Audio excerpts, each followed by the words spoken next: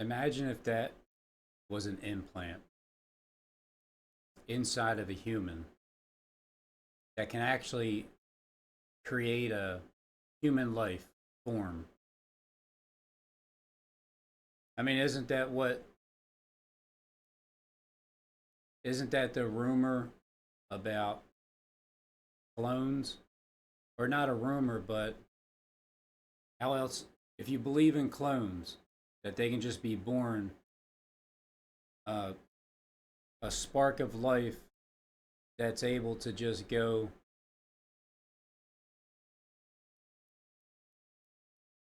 into a mechanism that resembles and mimics a womb of a woman. Is that possible?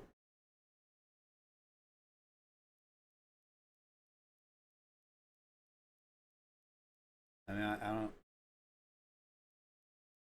Something's going on there, ain't it?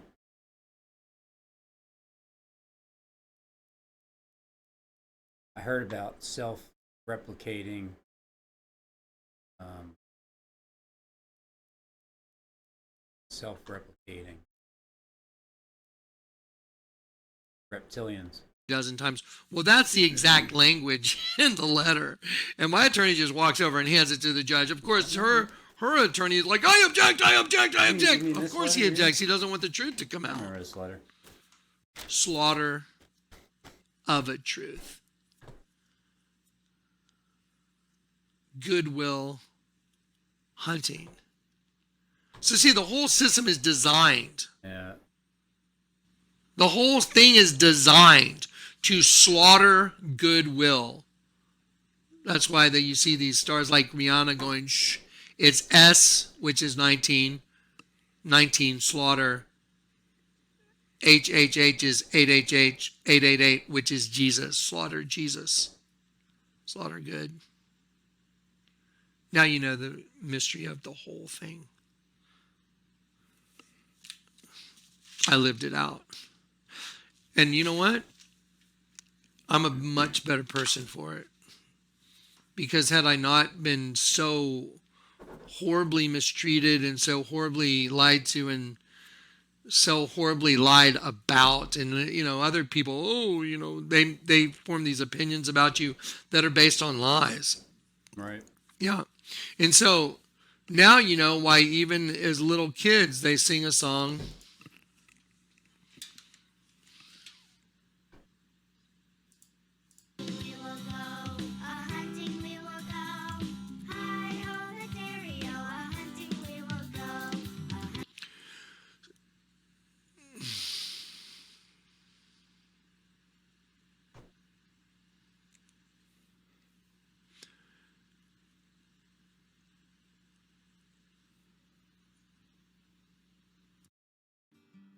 I had to go see about a girl.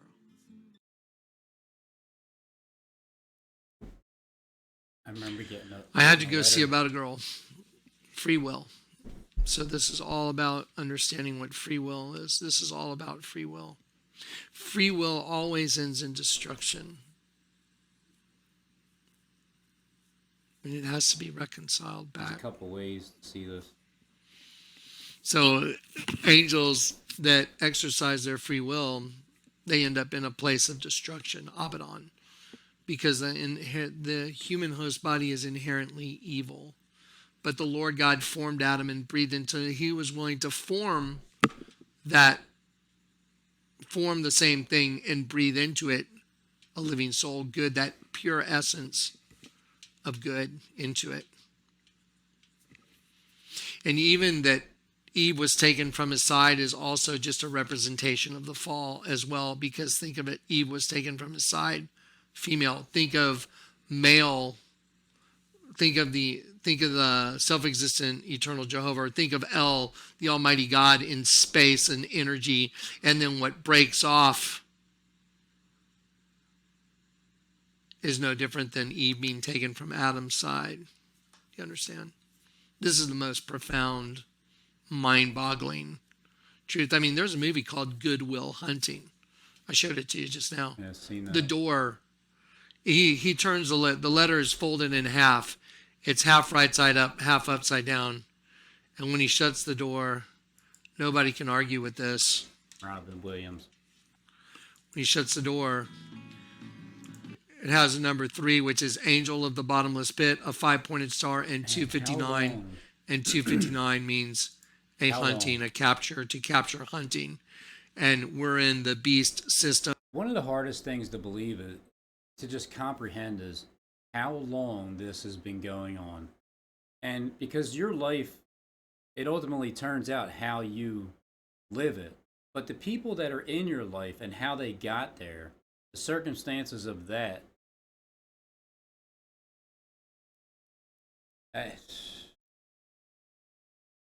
how long has this been going on? And the beast system is The Truman Show. A hunting trap. And that's why you have people like Miley Cyrus with traps on their vaginas.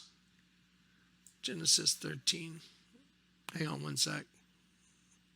I'm trying to get down to Revelation 13. So the word for beast is a dangerous, venomous beast, animal, a hunting trap.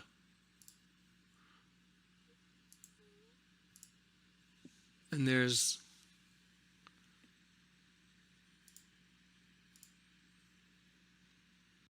now the one thing he said was there's the hunting trap right with, there. That's it. That's why she made a heart out of it How as would you well. ever- See, she's making a heart as well. how would you ever know anything about, like, how can you question it when women and men, they meet and they have a baby, the woman has a baby, and the man is a guy, and then, but you either come to find out that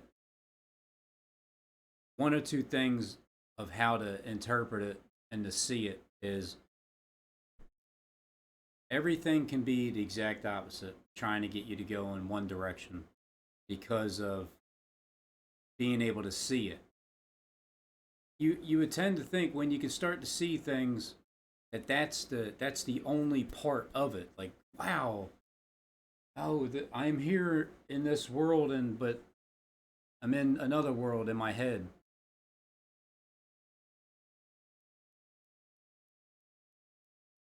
How long has it been going on?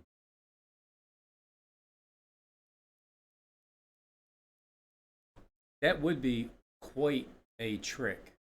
Quite a trick. To turn a male into a female and have a reproductive system that was surgically inserted. Or it was, that's because I look again, I don't know. I make assumptions. I just show what I feel like is what I'm being shown all the way through. So I don't truly know. I don't know what the Nephilim race is all about. I don't know how. If I know the truth and it's told, like the truth is told, but you know nobody's playing tricks. And that's it. It's the end of all the lies of trying to play tricks, and there's a point in time where everybody's telling you the truth. You know it and they know it. That's all I'm looking for, is that portion of it. But sometimes of your way in interpreting it, you might not see it that way.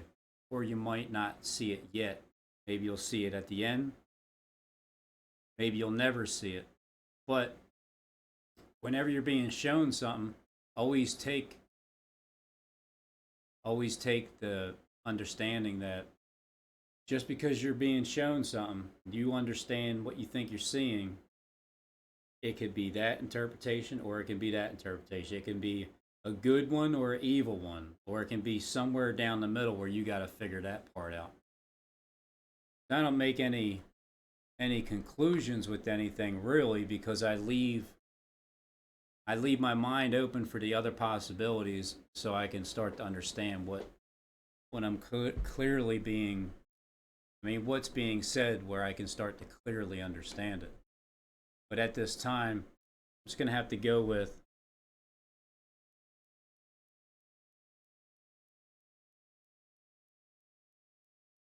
I don't know. I don't know. But I do like to raise the questions. What if that was actually something? Like, I understand the Nephilim part of it because it's technically like natural from the way that the DNA is, but then the alteration of it and then tricking God's angels, where they thought it was a woman the whole entire time, but it was actually a male. And there's literally this thing that can reform a human vessel, all mechanically made. But I can't say yeah, definitely, or no, because I don't know. I don't. I know technology is something else. I can definitely see that. But how far does it go? The whole entire planet was carved out from above. And this is just one little portion of the planet here. There's just one little area in this entire world that's just carved out like a snake coming up, rising from the sea. And with that snake showing you there's some mechanisms going on, concealed weapons and absentee ballots, and everything that's born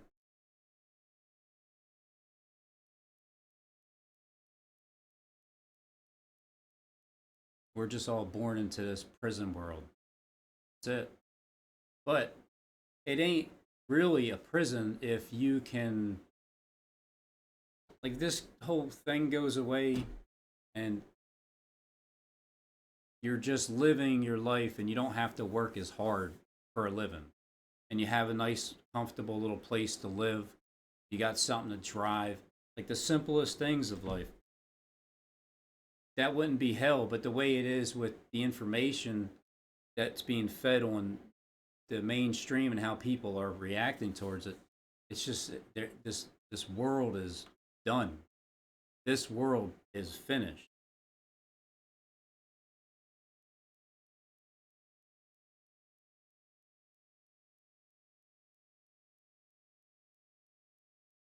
And this area here seems to be a very significant headquarters of being on the rock.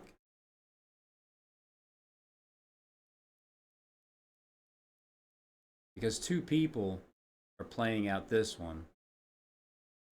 And then there's 2 and 1.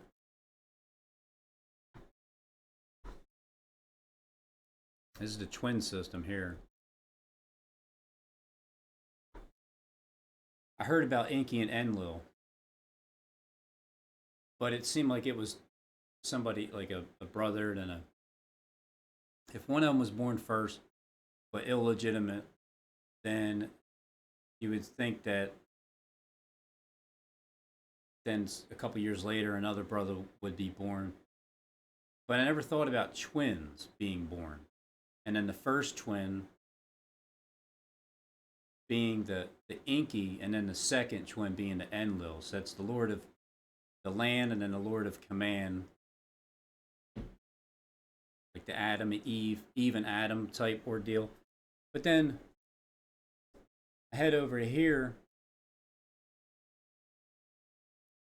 Places himself on the throne and he says, "Hey, I'm God." And then When Derek talks about that, acting as though he's God, just like many of us do, thinking that we control other people and control other things, thinking that we're gods too. So we manifest in this as a result of this. So this kind of teaches us So now we can continue with this. We can go on with John 1 for a very, very long time, but I think this is a lot for people to already digest in that right there. Absolutely. And I wanted to point one more thing out while you're still on that, the one and only. And then I hear Derek talking a lot about the mother and father, and then the father and then the daughter, in order to keep the bloodline in the family, the royal bloodline. And then you got Malia and Derek talking at separate times or separate places. They're not at the same place at the same time. Derek's over here in this place at that time, and then Malia's over here in this place at that time. This was in the beginning. When I heard about Derek Bros after a while, I just assumed he's been up forever. And then I look at it's only December 31st, 2017.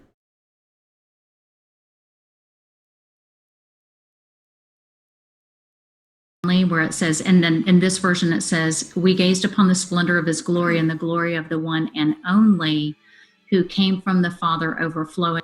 Either way, there's Jesus and there's Lucifer and there's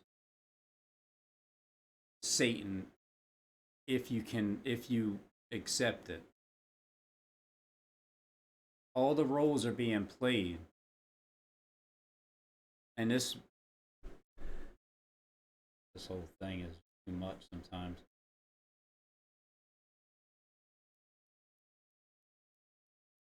How long has this been going on? Johnny? How long?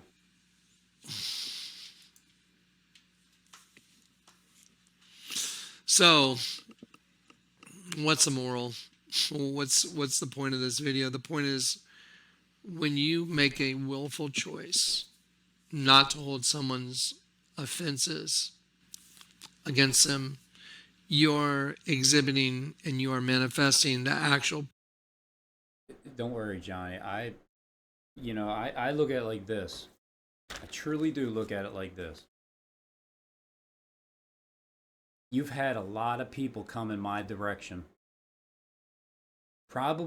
Not probably, but definitely longer than I could ever have possibly imagined being true.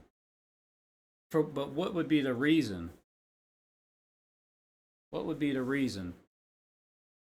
And it's not just me, because it's a worldwide thing.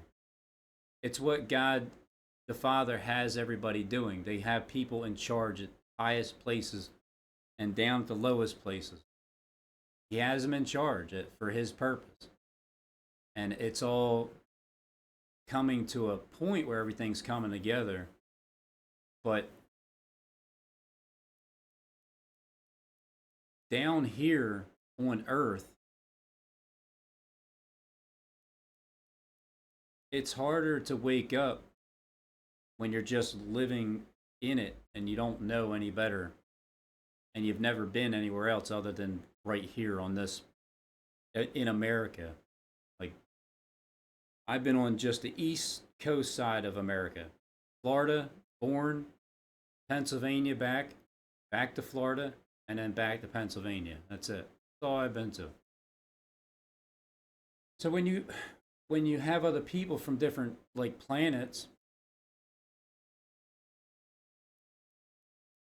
and you have this system of surveillance, because you got to keep an eye on people. Like, there's a lot of people on this planet, and stuff happens. Like, there's crazy people out there that will do anything, and it has to be governed somehow. But ease up on the government the way it is. So being surveilled for this long, and then these more and more of these truths are coming in. Obviously, when when Jonathan talks about these stories, when he talks about the woman that gave him such a difficult time in his life, first woman ever punched him, cold cocked him, yeah, got pregnant, and then after a week later, I'll just, I don't even know where to find it at. And this is why sometimes I don't get enough information out because I'm too busy trying to find the parts, the clips, and the timestamps. Just it, yeah, it just gets like it's just almost too much anymore. Where I'd rather just talk about it and just try to remember what Fleck was talking about in the video. But all the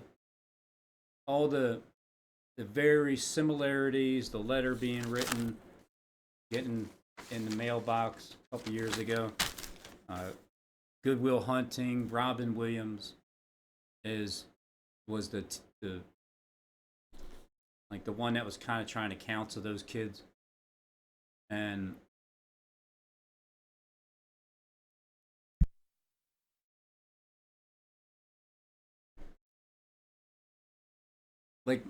like my kid's mom got pregnant, and I didn't think it was from me because it was like a week. It was like a week later.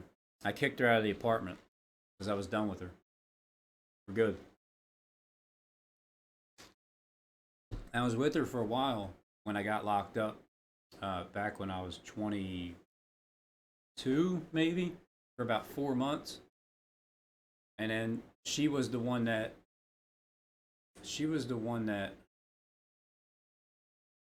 did she get me out of, did she meet me there to, or I think I seen her the first day I got out.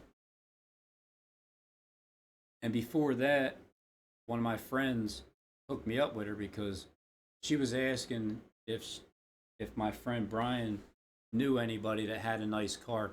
And I had like a Trans Am. It was 87. It was pretty cool. Painted it and put ground effects on it and a turbo hood and a a hatch, like a Ferrari hatch in the back. So it was a cool car, but I didn't really have any self-esteem whatsoever because I was already bald. I didn't grow my hair out until, I mean, when I was 17 it was going bald, and then I decided to just shave it, not like with a Bic, but just with like a number 4 clip.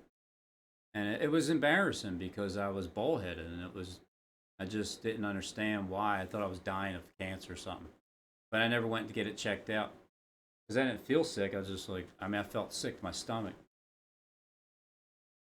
But having no self esteem, you kind of just take what you get. And so my kid's mom, Doris,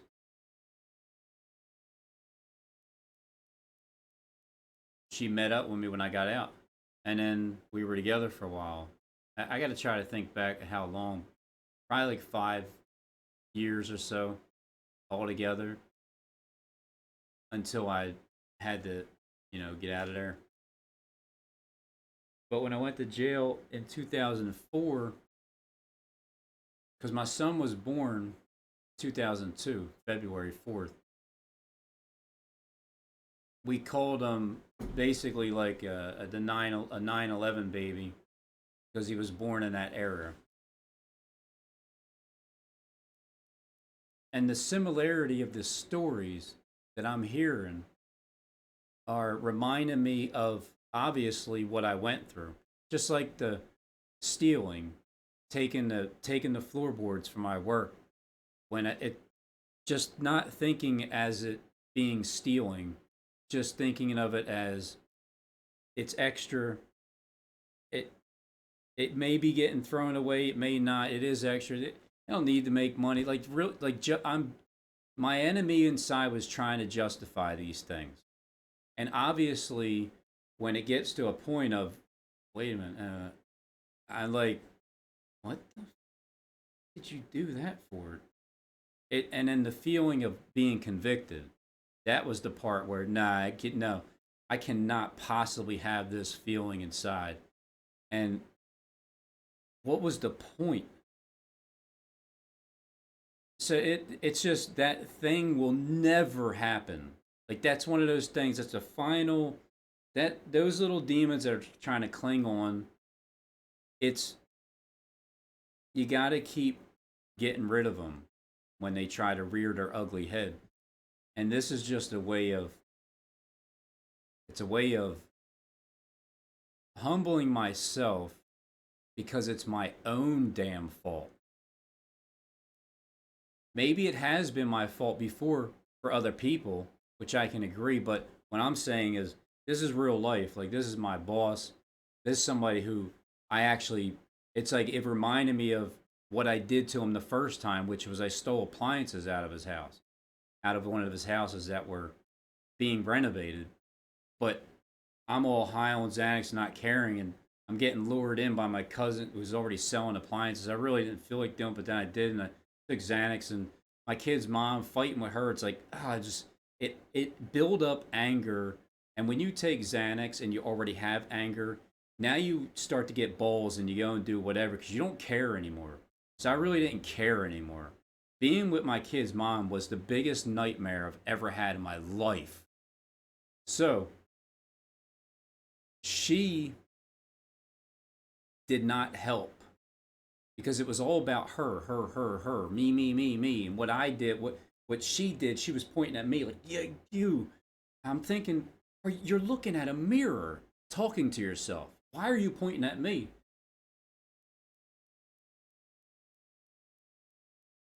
So that was a long, however, I, it's hard to remember most of it because of fighting so much. All I remember is fighting. One time we were, and Click already explained it to you, but I'll explain it too, where the same exact thing happened. I forget what started it, but we were down by Penn Treaty Park, and I remember like a puddle being in the way, and I think she knocked my phone out of my hand. It fell in the puddle. And then for whatever reason, I can't even remember. It doesn't. It's like it's never important. You don't ever remember what you actually fought, why you actually fought. You just remember the fact that you did. And this was the worst time because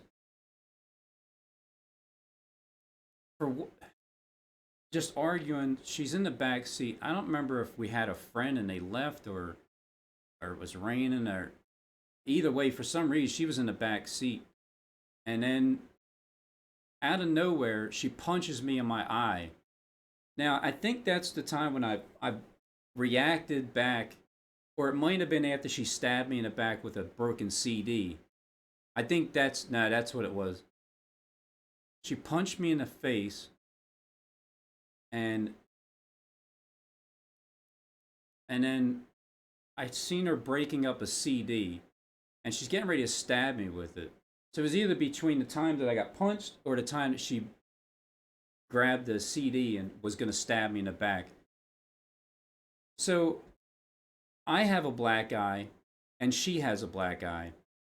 And I've never done anything like that before. I don't go around looking for that. But this is the same woman that chased me with a big ass knife in the same house where right before I got locked up, that house, that's when I finally got locked up. And I just had to run out. But it was also because I was stealing.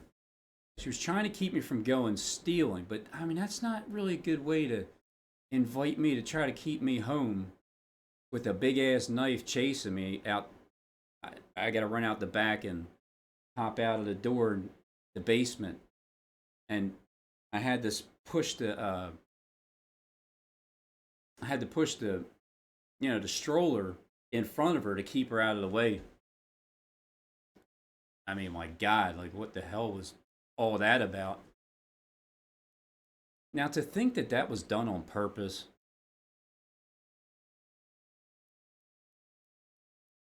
things like that were done on purpose. I mean, is that what you're telling me, Johnny? Huh?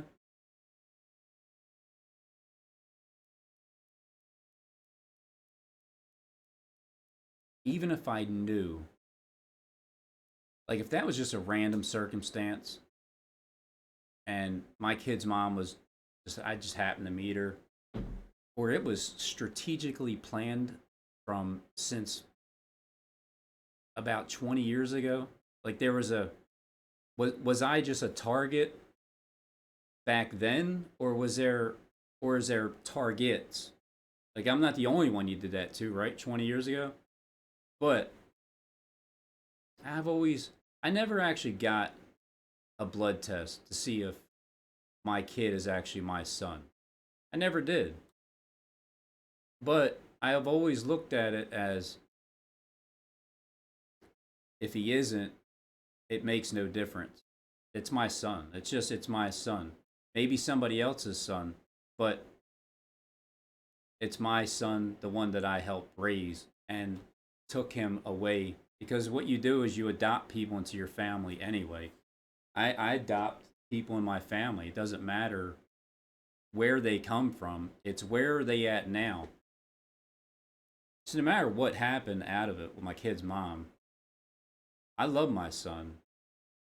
Like, I know I don't get enough time spent with him. I don't get enough time spent with really anybody to do anything. I don't have time to breathe, pretty much, probably. But I can't say that that's by design because I did that to myself with paying high bills. But I got to keep things afloat because if I don't work for a month, I'm not paying my bills like at all. I got to work every single day in order to keep my bills up, which keeps me busy. But I don't have time to do anything much other than that. And it would be nice to be able to spend time with family and to just like Peanut Butter Hawk. Me and my wife were just watching that movie, and Peanut Butter Hawk. Well, I mean, they were kind of homeless, but it seemed like they had had fun just being able to be free and not have to wake up and do anything. Like that part there alone is what I'm striving to get. And whoever's in my life with that, that's who's there. But I don't feel like people should have to pick and choose. Like what if you were chosen to go somewhere but you never come back, but where you go is way better than where you're at here? What do you do? Do you accept it or do you stay here? Well, I believe being with your family is the most important thing no matter where you're at. Being able to be with your family, being able to hang out with your family, being able to help your family out for the rest of your life. So there really shouldn't be an option of a choice of the matter. Wherever you go, your family goes. Period. Or else you don't go. But you shall not love your mother more than God, or more than, or your wife, or your son, or your daughter, or anybody more than God. And the way that I know that the Bible is written, and the way it's being interpreted, well, which God are you talking about? And at the same time, for what purpose, though? Like, you don't want to love somebody more than God, obviously, because that's all you have. Ultimately, it's you and God. It's you and the Father God. And I haven't prayed out loud to my Father because I talk to him in the Spirit. It's just the way it is. It's no disrespect to him. Maybe it is disrespect, but to pray out loud, that's just never been my thing. But to talk to God like, hey, Pop, you want to hang out? I mean, it's your show. Because God is just around. God's here. I'm talking to him right now. Like, I'm talking with him. As I talk, I'm talking with God. Because I don't feel like I'm really doing anything on my own. It's just you take a bunch of information, you put it in your head, and then let it filter out just by itself. Don't force anything, and then things will come to you like that, and then they'll just start clicking together. He knows what I'm talking about. Not many other people do, but because I probably don't make too much sense at times because it's just what's the point of trying to explain things in a literal form when it has everything to do with spirituality. These stories that I hear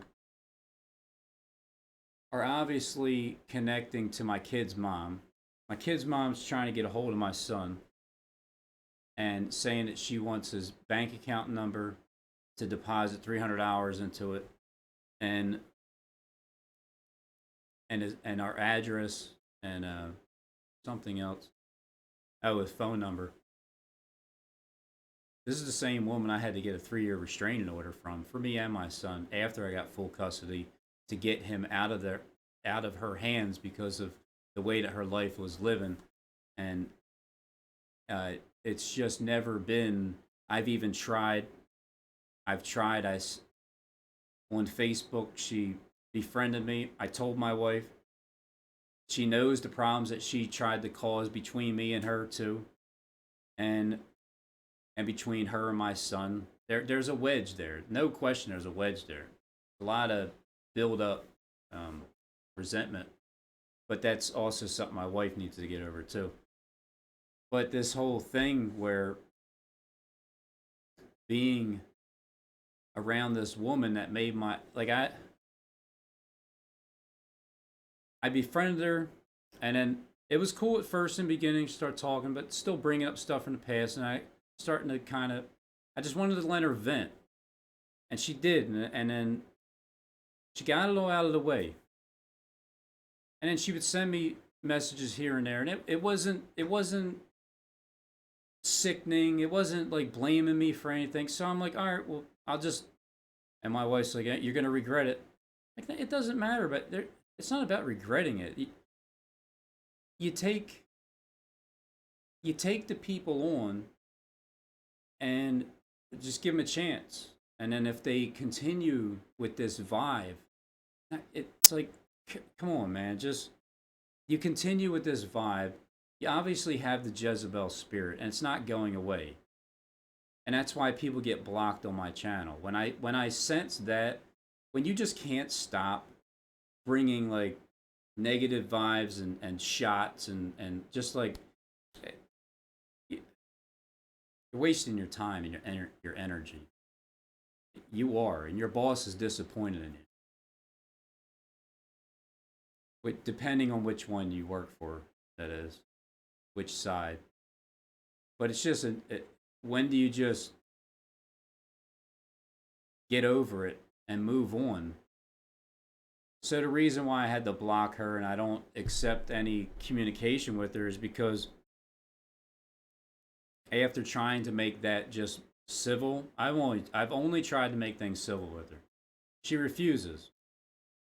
Absolutely refuses, because when I got out of jail in 2008 or 2006, I made it clear I will never, just like Clark said this morning, I will never be with you again. It's just that this relationship is over, so let's try to be civil about it.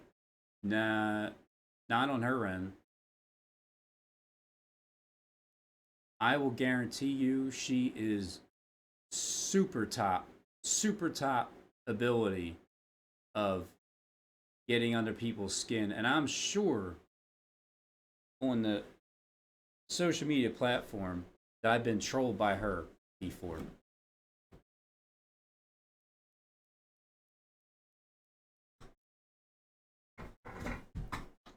I didn't even do that on purpose. It just went down. I guess that's confirmation. Yeah, I was trolled by her.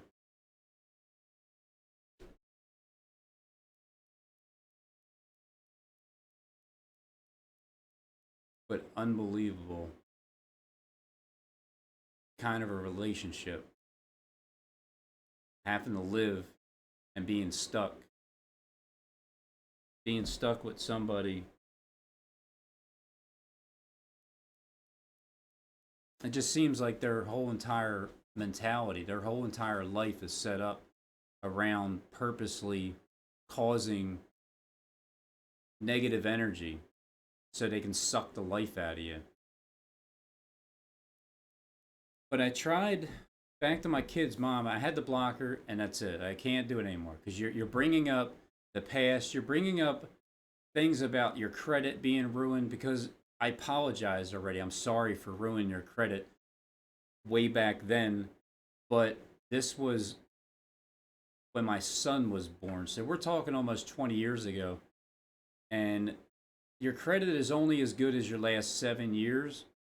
So to still bring that up, for the life of me, it just seems like it's something that you're purposely doing because you're told to do it, or you just truly can't get over the past.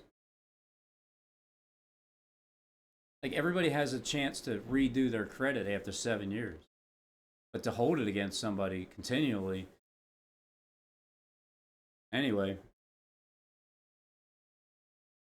so when she had a black eye and I had a black eye, and she's the one that started the fights, like always.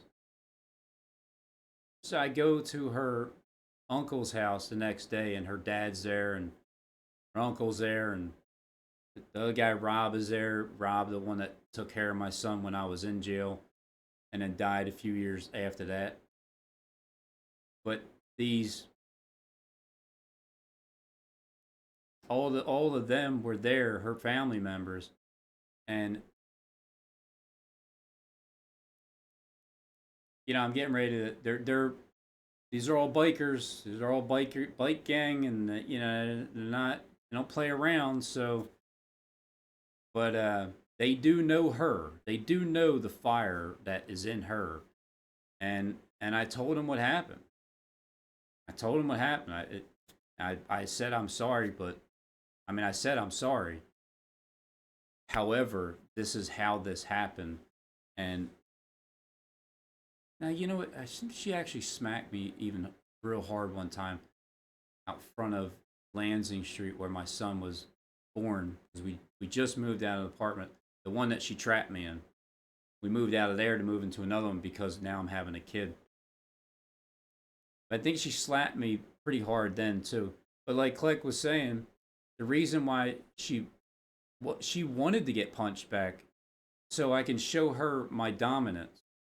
And it's just such a sick and twisted way of thinking that you would want somebody to actually punch you because obviously you're punching them. Like this, I got cold cocked out of nowhere. There was no reason for it. So the surprise of being punched inside the face while you're driving and she's behind you and then she's breaking up a CD, getting ready to stab you. You're like, what the hell? What are you gonna do? It's like that kind of stuff never happened to me before. But I dealt with it. And to think that that could have possibly been set up, like the Truman Show, like everybody around you is all acting, all of them are in on it. They're all scorpions and stingers. Like that's what they are. But I do understand there's a communication here, one way or another. Just because I'm communicating doesn't mean I have to see it the way that it's being shown. But I do take in consideration everything I see, everything I hear, everything I'm looking at, all the possibilities, all the angles of my only begotten son, like John 3:16. My kid's mom got pregnant a week after I kicked her out of the house, and this time we were done. We were done. That's it. No more. Comes back a week later. I'm pregnant.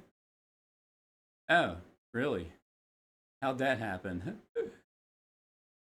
But I thought, it's, I mean, maybe, yeah, I guess I remember last. Right. But, just thinking about it is none of it lines up, but it all lines up perfectly.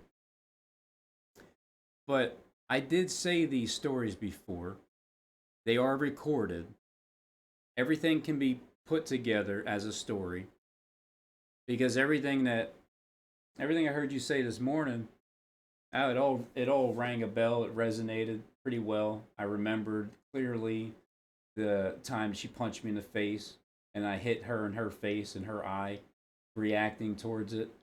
And it's something that this is why I say when I went to jail, I actually became free of that whole entire setup. Thank God for her parents to step up and help take care of my son, and for Rob, one of their best friends, who also helped me when I got out. He got me a 1,400-hour F-150 to get me started. And this is the same man that was with my kid's mom while I was in jail.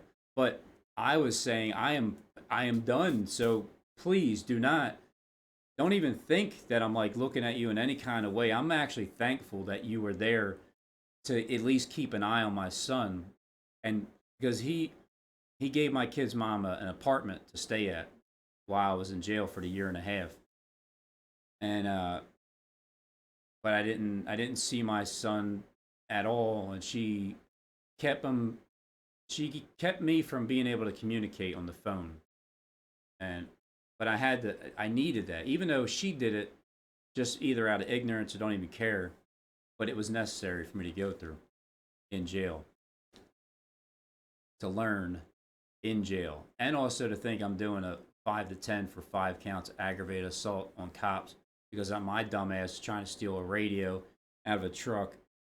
Instead of just going to the store and buying it, instead of spending my money all the time, I made pretty good money every week. Instead of just buying it, I'd rather steal it. Because when me and my kid's mom would get into an argument, I would get so disgusted and just pop more Xanax and just get the hell away from her. And then she would use my kid against me. You're never going to see your kid. Just the whole typical thing. All because of selfish motives. Like there were selfish motives. Why were we arguing? Because of her selfish motives. It was all about her. I couldn't like tolerate people being like that all the time. So that anger builds up, and then I personally wanted to leave and go commit crimes because I got my anger out, and I didn't give an F, and that's why I could have got shot and killed by the cops by just running into my truck, not giving up, only for stealing a radio. And then the cops are busting the windows, busting me on my head with three different. It was a club, it was a gun, it was a baton. All three of them. Bing, bong, dong. I'm like, and then they sprayed me with mace because they broke the windows to try to stop me. I got in my truck, started up, and I was getting ready to go. They grabbed the shifter and held it. And after they beat me 3 different items, busted my head all up, sprayed me with mace, I'm like, all right, all right. And as soon as they let go, I punched it and gave it gas, and I took off. And I actually went like 20 miles and got home. And a cop was hanging on the side, and he fell off. He got scratched up. But the point is, I turned something so petty, attempted theft, it would have been, not even theft, attempted theft for a car radio, opposed to 5 counts of aggravated assault on 5 cops, F1 felonies. And when I'm in that police station, they made sure they took a picture of me all blurred out. Like I was pretty much blurred out. They didn't show my actual face all busted up. But I got caught the next day because I reported a truck stolen. I told my mom to do it. But they seen me. They seen my face. Like, come on, let's go, clown. Just straight stupid. Straight dumb I was. I turned a misdemeanor charge into a possible 5 to 10 year sentence, just like that. Luckily, it only went to a 1 to 2 year sentence. It got reduced. I said, like, they beat my ass, but it's still, I put them in danger by even doing that. So I learned a lot about my lessons, and I still obviously have to learn lessons, and I still get caught up in stupid things, but this is the time where there it is another level of humbleness to myself, because I am the one that just did something, a couple things in a row, and consistently stretching hours. Like who who do you think you are that you have a right to even do that? What, just because you're talking to the people that run the planet, that makes it okay for you to stretch your hours like you're somebody special? Like that's the demon inside, the Satan inside of me was the one saying, "Yeah, just stretch it. Just worry about it. You don't need to even make money. Just, yeah, you're talking to people around the planet. You're going to be in charge one day, Robin. Just go ahead."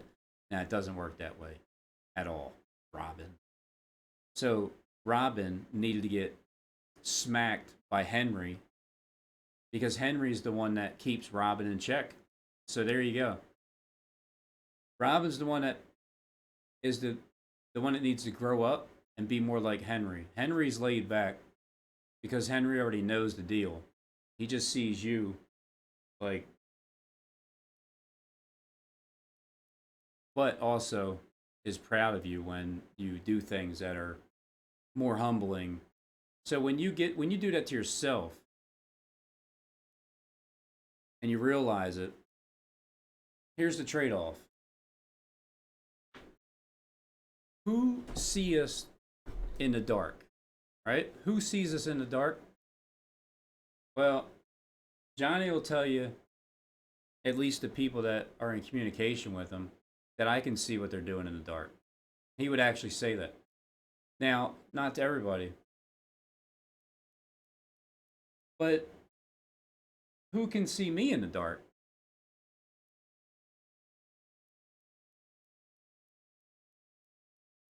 I mean, everywhere you go, even in your closets, or at least hear you in the dark. So here's the trade-off. I need a new seat. The trade-off is I can see what they're doing in the dark, because they were asking who can see them, and nobody can. Well, people can see them, but when I can see what you're doing in the dark, and I've been convicting him of his sins, well, here's the flip side, and here's where he's helping me do the same thing by bringing up stories that are relating to what's going on in my life directly, and then for me to be able to see it and then repent from it.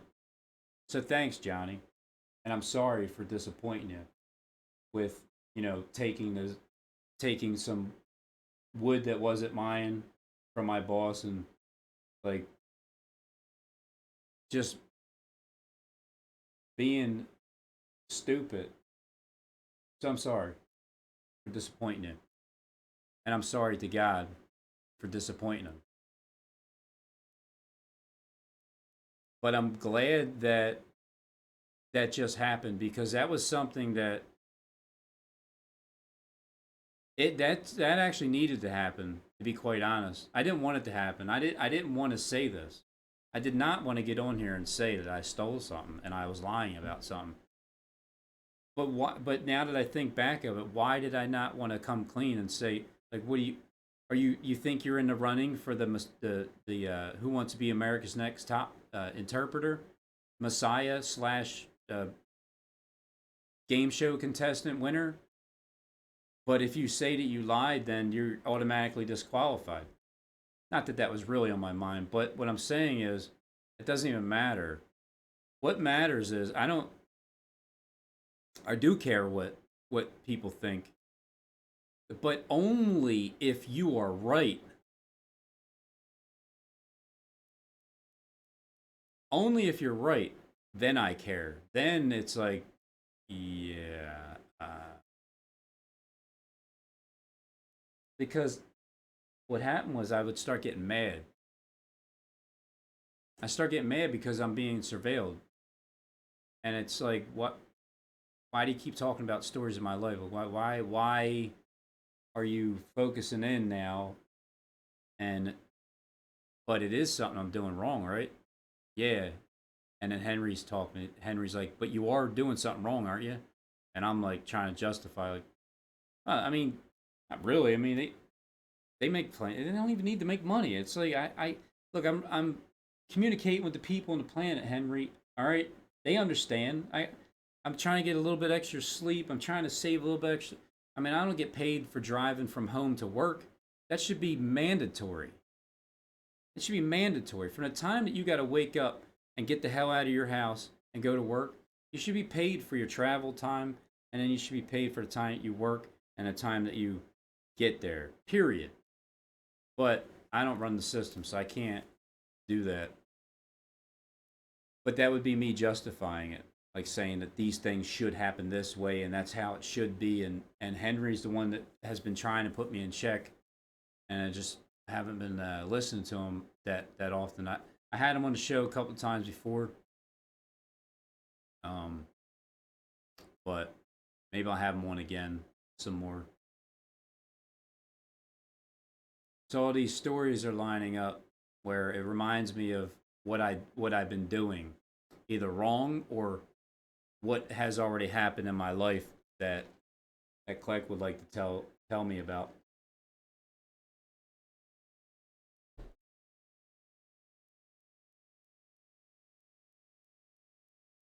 Neither shall you touch it, huh?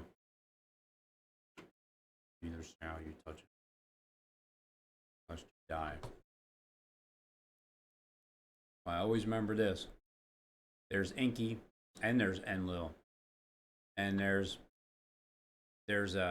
Enoch. I think was born from the other. There's a birthing mother that was. I think Inky was being helped with that. The Enlil didn't want to save humanity. Enlil just wanted to. I think he just wanted to drop the bomb and just get it over with. Like, screw this place, because the further up you go,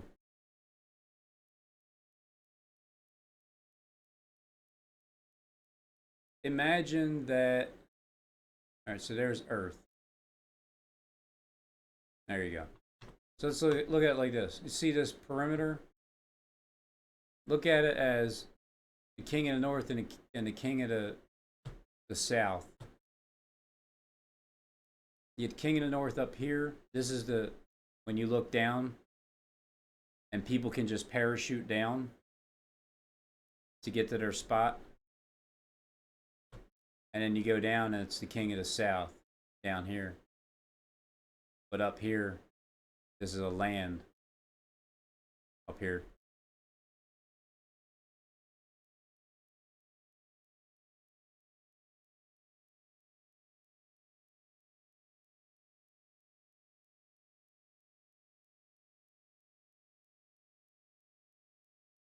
This whole entire planet is carved out.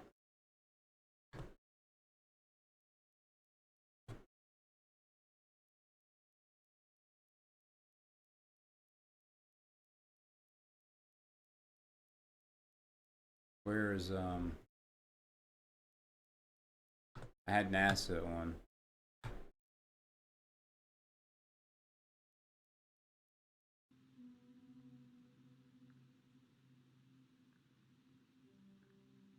This is all like as they're standing on a sea of glass and looking down at Earth.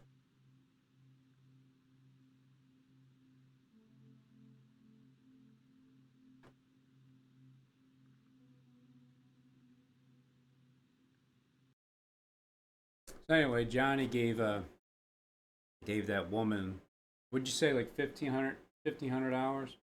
The one that you know that doesn't have any income, bad shape. And at the same time, my kid's mom was looking to give my son $300, but she was asking for his bank account number, my address, the phone number. Like, oh, we've been through this before. And because she is not willing to let go of the past, I've given my son has had free will. Free will when it comes to choosing, because he used to be he used to be drug around by his mom, and that's why when I finally got custody of him, it was because I talked to her aunt quite a few times about, she knew the inside scoop of what she was really doing. And when she OD'd in the car the one time with my son in the car, Christmas Eve, the one time that she had a right to see him, she abused it and was just taking him around, and she OD'd in front of my kid. So he had to look at his mom dead, and then be resuscitated back to life again at about 4.5 years old, maybe 5. And then she stole with him in Kmart one time, and I didn't actually have proof of what she did. But when I brought it up in court and I mentioned it, she bit off of what I was talking about to the judge. She could have just denied it. I had no proof, but I used it to where it was beneficial for me. But prior to that, me and her parents, her dad and her mom, went to court. They went to court with me to get my son out of her custody and then transferred over to them. And that way I had more, they were like the mediators. Because they knew I'm trying to live. I've made my mistakes. I just got out of jail, trying to move on. My son's grandpa, his best friend Rob, is the one that got me a truck as soon as I got out. He was being with my kid's mom, but that was fine. I was okay with it because he was helping, trying to straighten her out, and it just never worked, but he tried.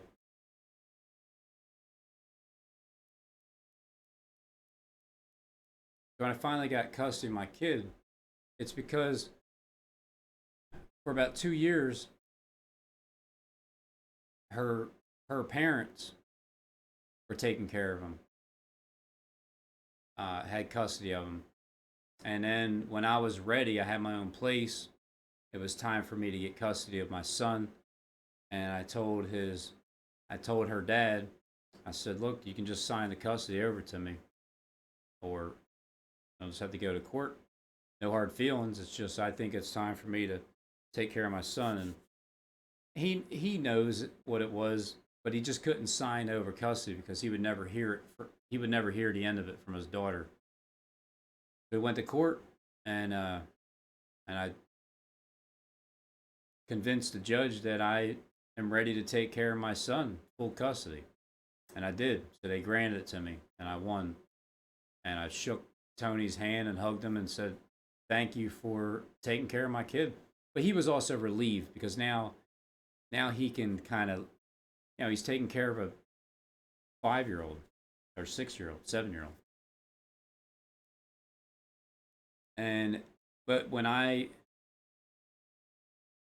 was with somebody else, my wife now, and my kid's mom knew about it. Well, when we first moved in together, she definitely filled my son's ear with a whole lot of stuff because she was still allowed to talk to him.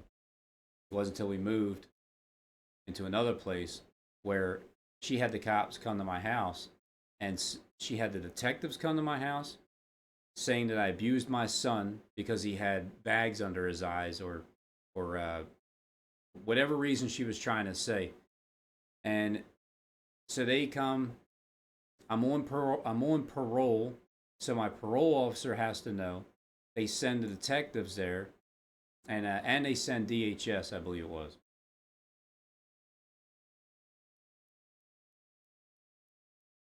And the cops, yeah, because the cops, they showed up.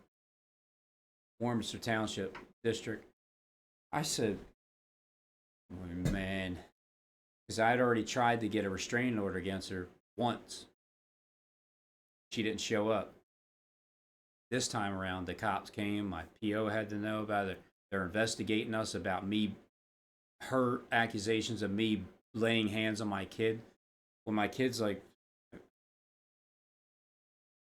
because he was about 7-ish, 7, 8, maybe 9. And I said, that's it. So I went to court again, filed 3-year restraining order against my kid's mom, protecting me and my son from harassment. She thought it was no big deal. She didn't show up. When you show up first, they give you a court appointed lawyer, a real one. I showed up first. I got the real lawyer. The lawyer got me, granted it for me. She didn't show up. Second time around, I came back. A week later, I went back to the police station. I said, here, because when they were there, I said, nah, I'm going to get a restraining order against her. This is not going to continue. And it's exactly what I did. I went to court and I got it. And I felt so good to hand it to the detective that was investigating me 1 week beforehand. Just 1 week beforehand. To prove, here, look. And then my PO, get off my back. And then, because this is the thing that, this is what these people create, right, Johnny? Like, they create this life of, it isn't just about being on YouTube, is it? It's about being targeted as an individual from the beginning of your life, pretty much. I'm willing to bet that's quite a possibility. But at least for the last 20 years, 2011, 2001, first 9/11, that letter that you wrote, I think it said was it September 8th? 3 days before September 11th, 2001. The handwriting is identical to this. This is really nice handwriting, by the way. It's really nice. It's just amazing how I only hopped on this platform a couple years ago and this was all supposed to happen or just circumstantially happened. So anyway, getting custody, getting away from my kid's mom, shutting up the demon that had access to whispering in my kid's ear every night. She even got denied to even call my kid because of that reason. And so that was the time that I set my son free. I freed my son from that force that he had to do. And then I gave him an option if he wants to talk to his mom. It's up to you, bud, because he always thought that he needed to because she made him feel like he had to. But when he didn't want to, he didn't want to. And then he started to get forced to. My son, if you get him into a forceful feeling, I take it from me, so the moment he feels forced about something, it is not going to happen. He will not do it. It will not be done. So, I mean, he definitely has that in him because he's been through it. So I freed him from that and gave him free will option. I sent the text to him, said, here, she's trying to get a hold of you. I mean, I'm letting him know. I'm not just keeping it from him. But he doesn't want it. I mean, maybe he will. If he can, because he went down to her brother's house for the weekend. And maybe he'll see her. I hope he does see her. Like, I hope that he can just see her and she doesn't have to start talking about the dead people that she talks to and all that stuff, because my son don't want to hear it. He knows those spirits. He deals with them too. But he just doesn't want to hear about it. So she never steps into his world to talk about what the things are that he wants to talk about. And when he comes in and I listen to him about what he's talking about. I just wish I could spend more time with my family, but soon, I'm sure. But in the meantime, I'll probably save more time just talking about it instead of trying to find the clips. At least talking about it first, because it takes more time doing the clips and saving the stuff when he's showing you like Goodwill Hunting and Robin Williams and that letter and Robin Will IMs like Robin's Will Route 3 17 JFK is on Route 3.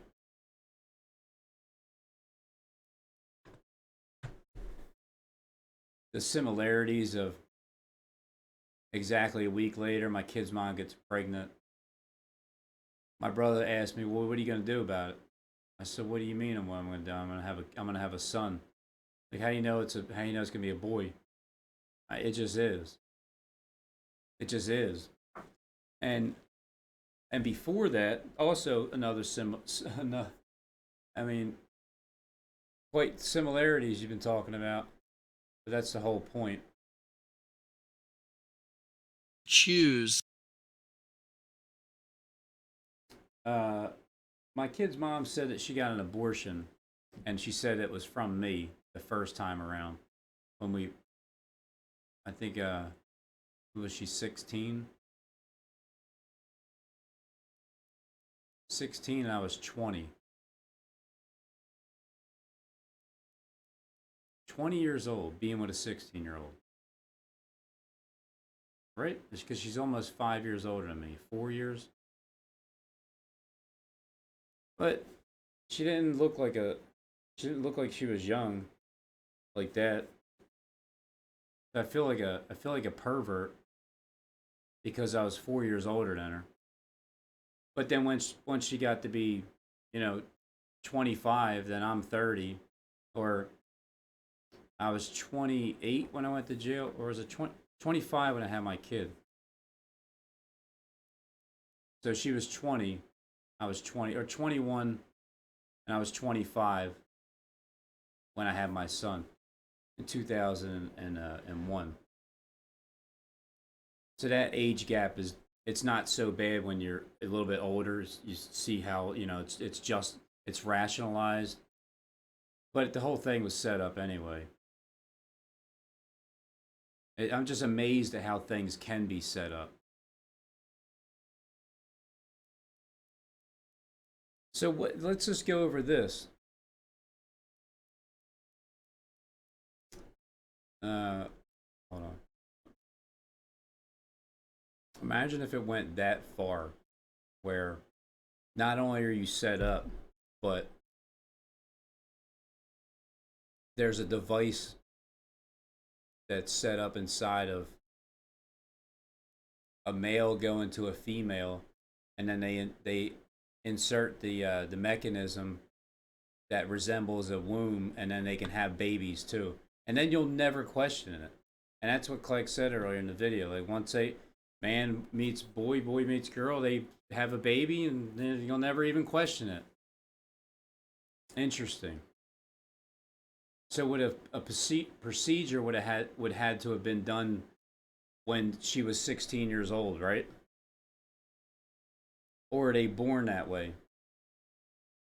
But no, being born as a woman, looking like a woman.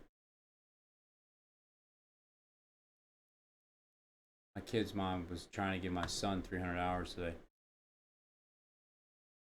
Where you at, Johnny? Look, I appreciate you being up front and reminding me of myself and the stories that I've told. So it's cool of you to be able to do that. But remember, at the same time, just because there is a communication, I'm always, until that day happens, that I'm truly fully convinced over a period of time that's consistent, I'm resting, I'm relaxing, I'm retired, and it's because of nothing that I agreed to do or accept or believe or take or leave behind or any of that stuff. Because to have to be, when there's something doesn't line up, where the spirit of the Father that I've been in communication with my entire life shows me that it's a conviction, and it happens one way or another, and you know it's not the right direction to go, then you don't go and do it.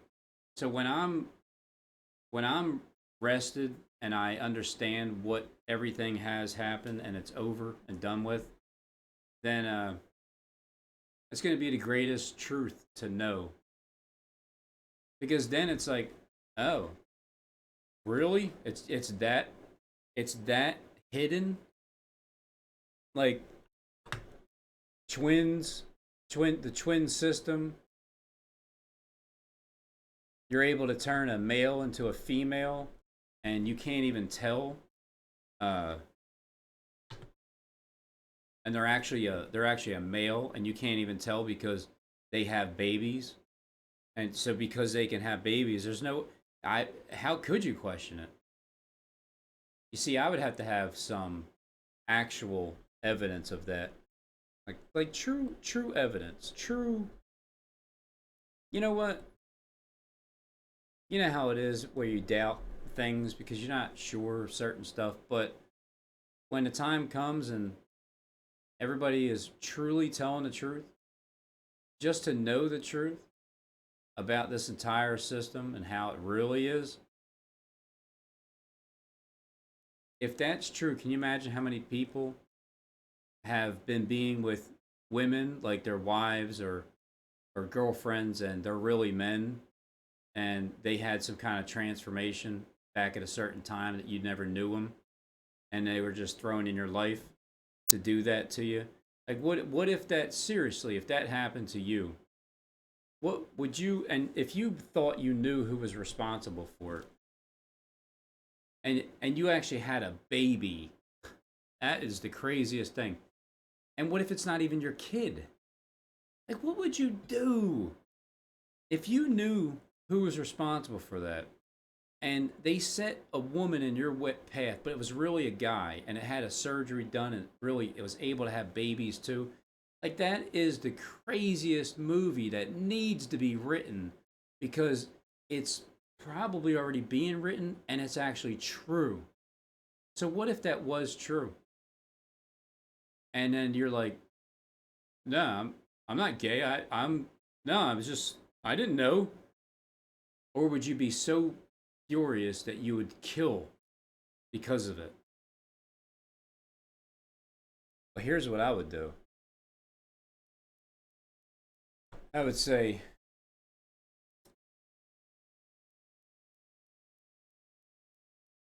are you asking for repentance? Like, are you asking for forgiveness? And is that a forgivable offense? Well, everything's forgivable, just as long as you're earnestly asking for it and you really want to be forgiven of it. And you're not holding on to any pride, you're not holding on to any preconceived ideas, you're not playing games, and you sincerely are sorry for that that spirit that used to run you. Just like with the recent, with me just taking the floorboards, it's stealing. All right, it's stealing. I stole, and then something else also reminded me of what I did, which was the very next day.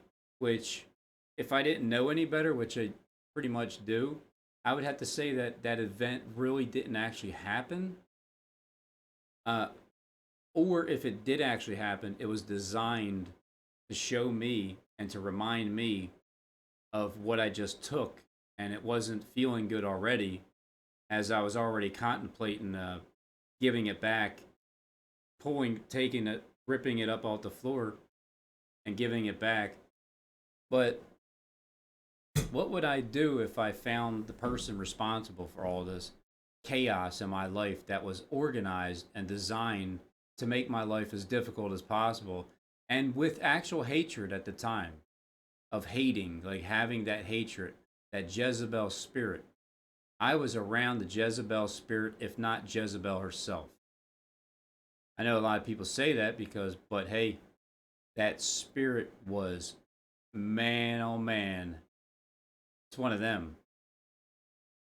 Just like, like I said earlier, uh, being in the driveway, and here she comes pulling up and like bumping into the back of my Mustang when I just painted it. Or when I just painted it, 2 days later I pull up out front of her house and her dad's outside. She walks over with a key and just gouges the passenger door. Not the driver's side door, but the passenger door. Because if another woman gets into that passenger door, she's going to be like, oh my God, what happened here? And I'm going to have to say, my kid's mom scratched it just so you can see it. And then she wanted me to punch her in front of her dad. She wanted me to punch her in front of her dad. And I'm just like,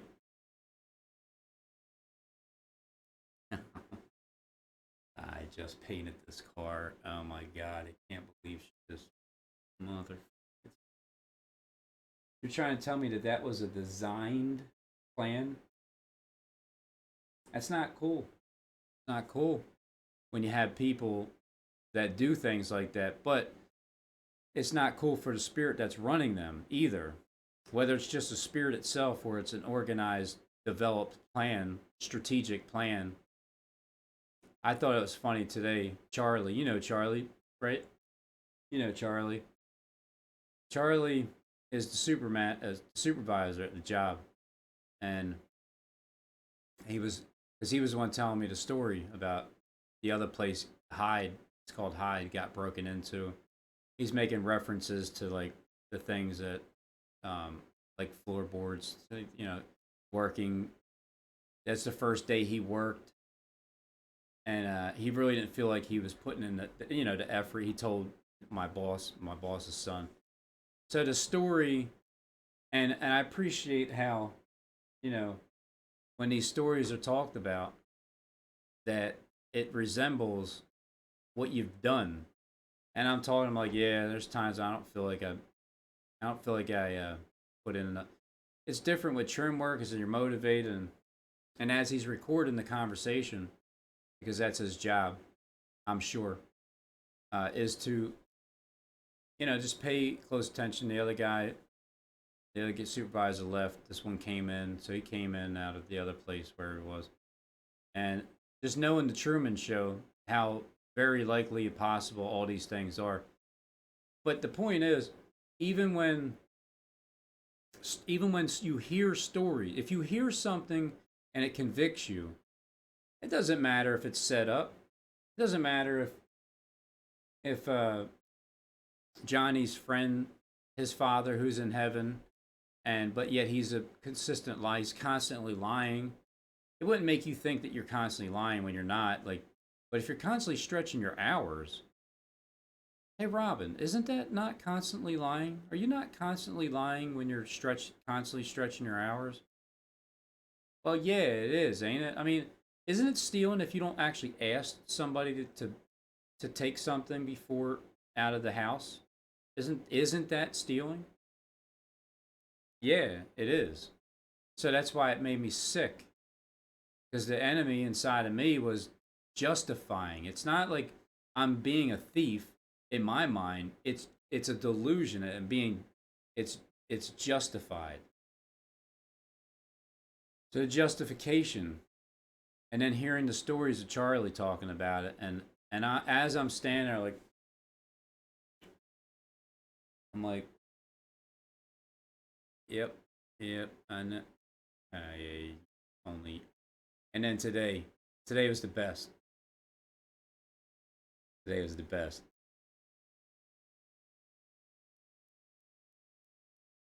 It's so obvious, but it's hilarious because now I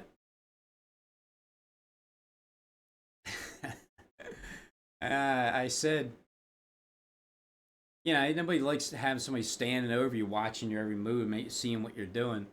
And then today at the end, Charlie wants to hang out and just watch. Like he always has something to do, but today for some reason, it's just like, just stay. Look, I just want to watch. Like that's cool. You can watch whatever.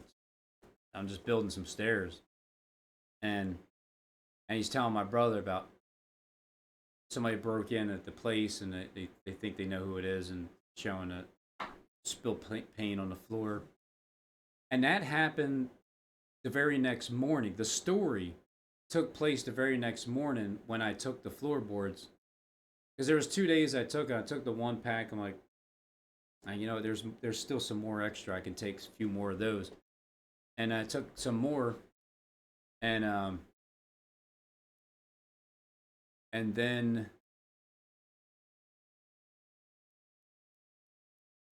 the second day is when the morning, because normally Charlie's always there. Second morning, he wasn't, and then he was over at the other building. Now here's the thing: either one or two things happened. Either the story was completely made up, just like I think, yeah, there was another story made up about the mask. I think he said somebody died, but anyway, either the story is completely made up because of surveillance, knowing, like, seeing me taking stuff out there to my truck. Completely made up story, or it actually did happen, and it was something that was planned out.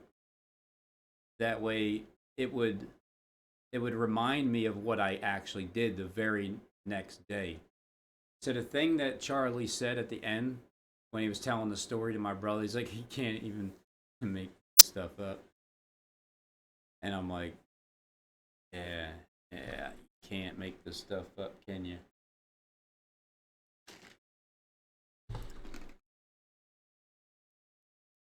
The point being, doesn't matter if it's made up or not.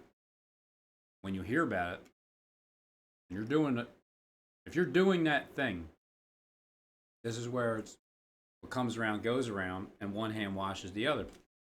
He was asking who can see us in the dark, and who knows what we're doing, and then he can tell you that Robin has a clue at least, and then in return for me saying, me committing my sins in the dark still, and saying who can see me, what I'm doing, then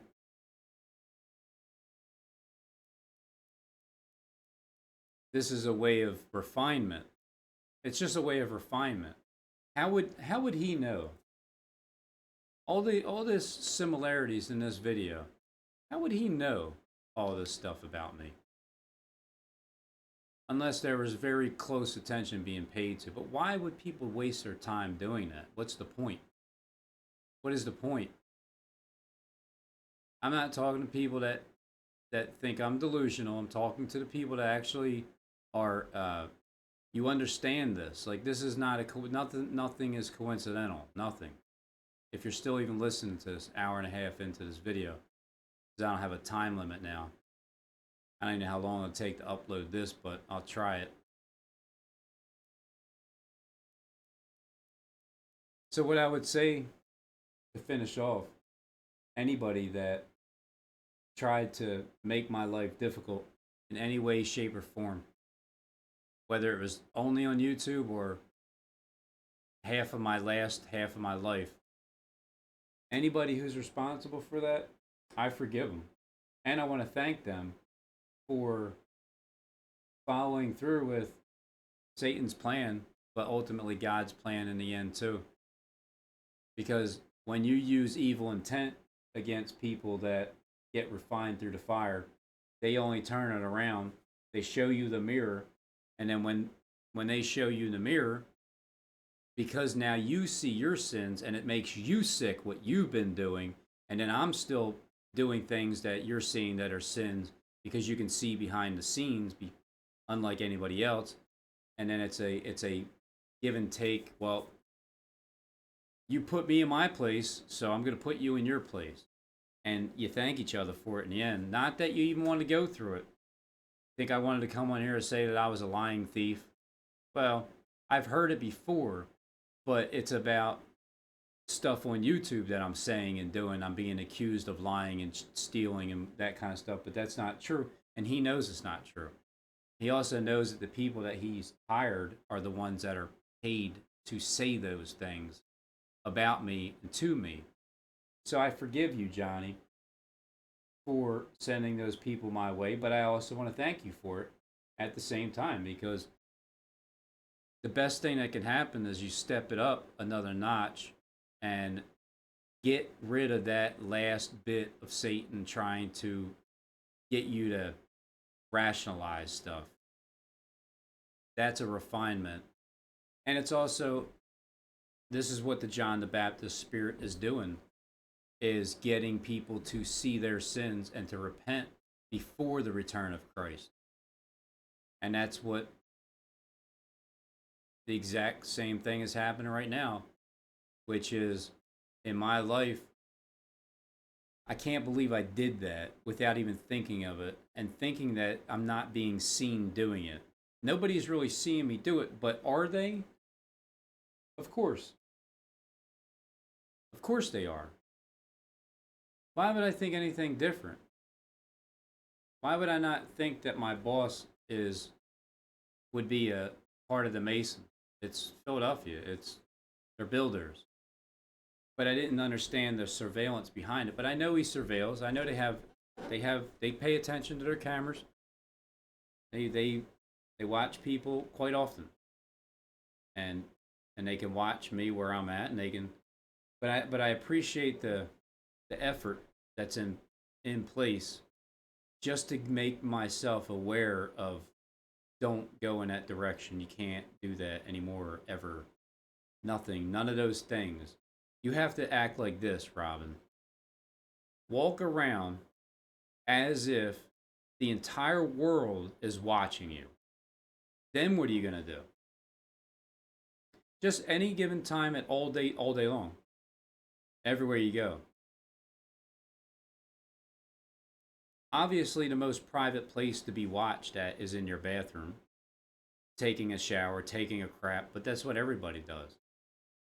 But the surveillance is where you can see anywhere and hear anywhere. Do you have to watch? Do you have a button where you can just turn it off and like, all right, doing his business? But either way, when it comes to out and about world life and what you're doing, you always have to understand that if you look at it as the Truman Show, and it truly is a true man show, and Jim Carrey finally woke up to the fact that everybody's involved. Everybody. I mean, like, the best actors. So because I have a keen sense of seeing these things and understanding the spiritual part of it, when Charlie was talking today and the other day about the event, as he was saying it, all I'm thinking is, you guys had a meeting this morning and you went over what you're going to discuss, didn't you? As he's talking, I'm just thinking, you guys all talked about this, talking about me. You're talking about what I did. You already know, obviously. How do you know? Well, you do.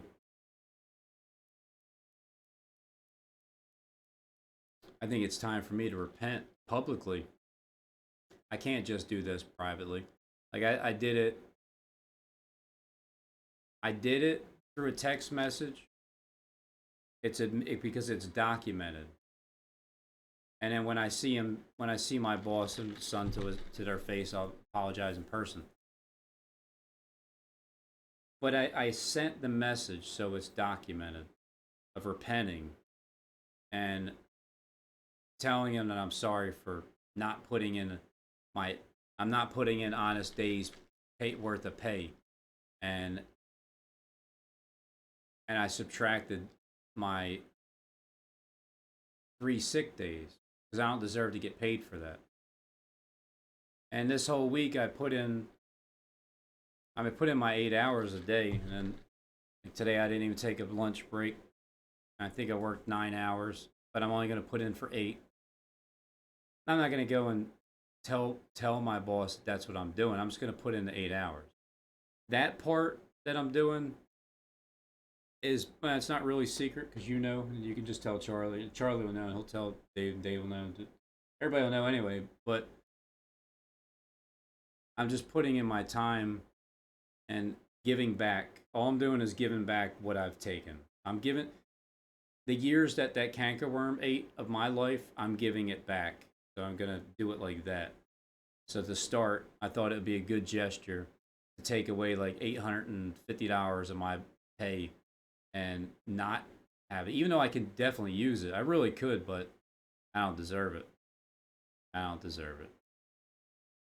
I feel like I feel like I still need to pay back. Like that the money's not good enough. It needs to be more in order to punish myself.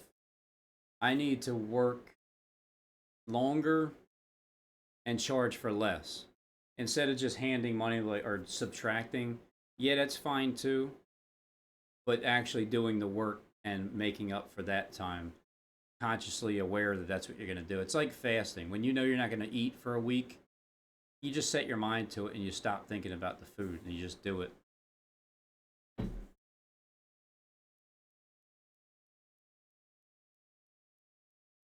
Because I have been holding on to this thing. There's still a thing.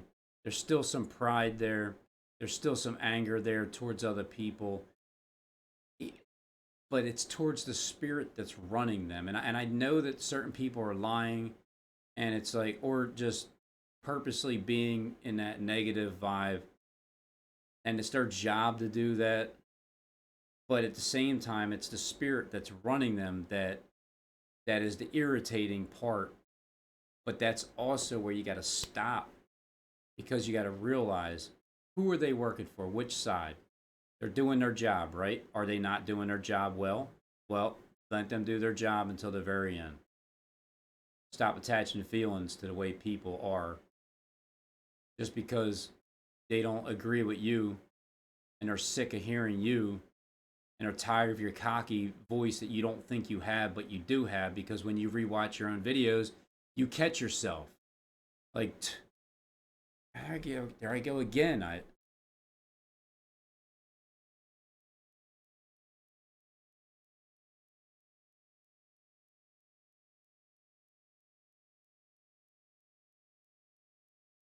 Let's go back to space. Oh, wait. Not there.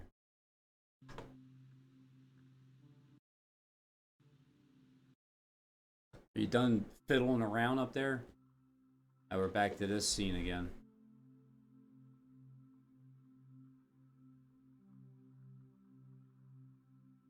I think I pretty much covered most of what Kleck was talking about in this video, going over the similarities and what the possibilities are, and about forgiveness and what ifs. Like, what if this whole thing was set up from the beginning?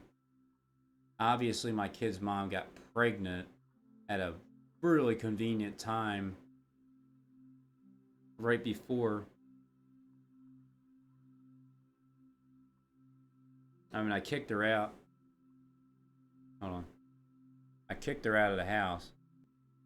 But then she got pregnant, and then a week later, she moved back in. I tried to make it work. And but before that, she said she had an abortion. She said it was my kid, too. But she didn't tell me she had the abortion. She just said she had it.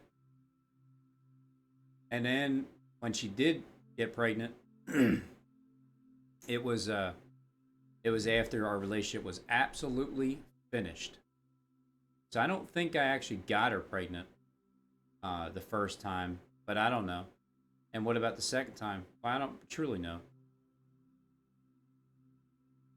And what if this was a setup from the beginning and she got pregnant? But not only did she get pregnant, but she got pregnant by somebody else's kid.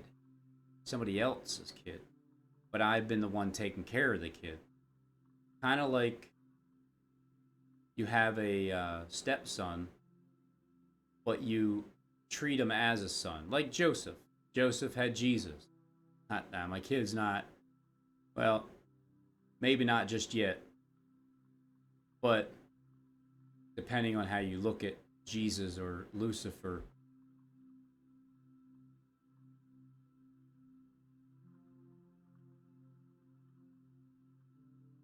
but I think I think these things through and I think them out loud. And either way, I'm gonna treat it with love. That's what I'm gonna do with it. Any of the information I find out, I just treat it with love.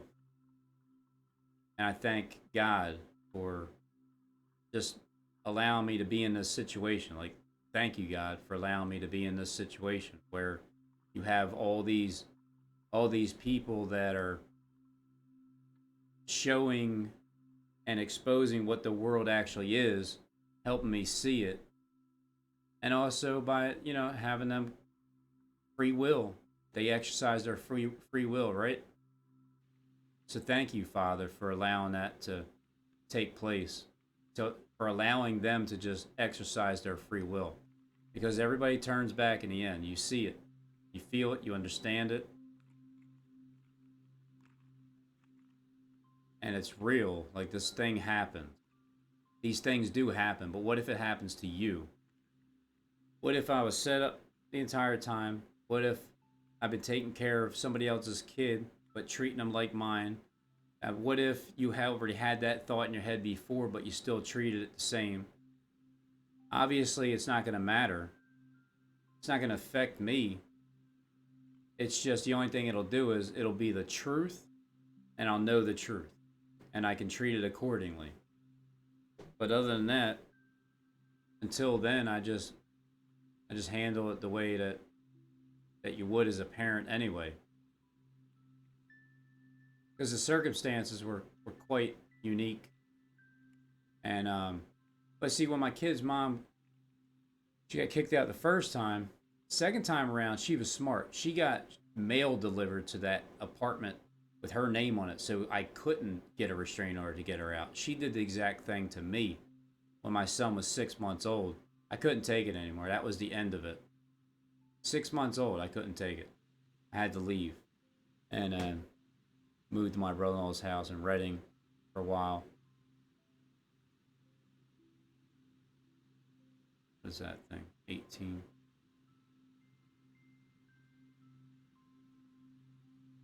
It's just funny how everything's computer animated, and it's always doing something. Like, what are they always doing? Shouldn't all that like everything that you're building, shouldn't that already be done by now? And it must be cool to be up there looking down at planet Earth from up in heaven where you guys live. Is that the escalator that just rides up when you go up? Amazing. You can actually skydive and just go to the planet from up above. Fallen angels. Like, this is a literal thing, and spiritual.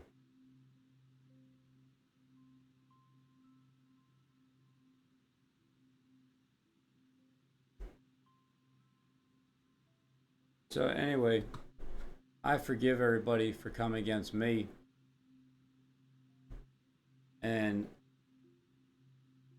I ask for forgiveness from everybody that I've come against. If I accused you of something that you're not, well, I'm sorry. But if you are, I'm not sorry. Because it's the truth. I'm not going to apologize for something that's true. But I do understand that this system is set up to attack you, to get you to think that way anyway, and to have everybody turn on each other. That part's over. I mean, it's coming to its end. Because Robinette Hunter Biden is hunting her. Ain't it funny how nobody even heard of Robinette's name, Joseph Biden's middle name? It's like they never even gave him a middle name. What it is, I think this is what it is. If there was somebody else that was in the running, it's like they're like this. Whoever the president is, I mean, would Joe Biden be the president?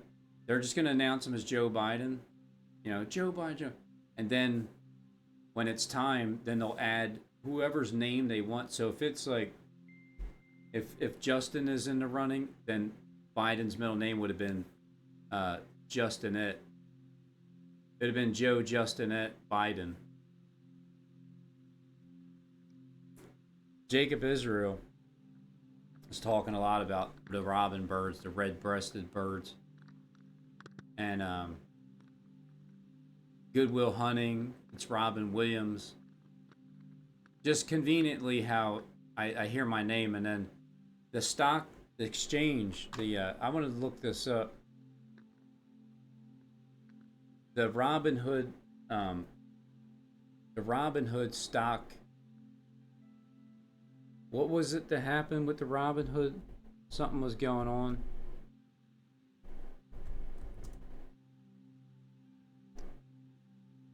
Robinhood investing.